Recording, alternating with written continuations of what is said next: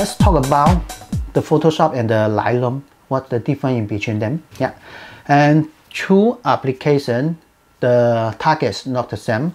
Lightroom is for photographer and Photoshop for graphic designer. Yeah, and Lightroom you can organize your photos and viewing your photo like this and edit your photo, manipulate your photo in here, and one by one or one to many in here.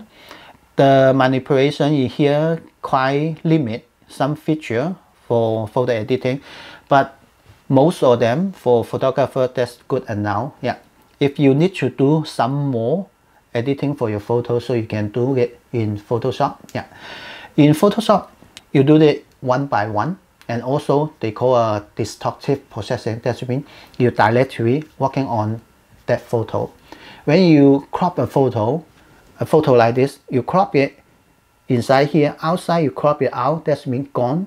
When you save it, that means you lost the portion outside the cropping on your photo. Yeah, and also you do the exposure, many things that can be done directly on the photo. Yeah, you can use that both together. That will be the perfect way to do that.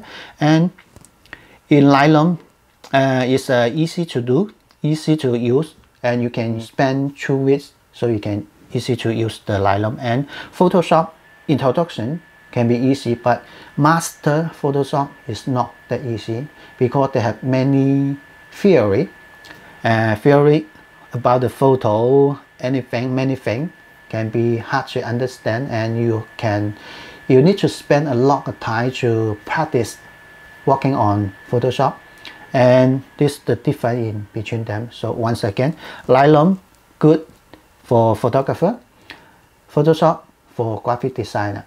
Both together can be the perfect way to do that in here.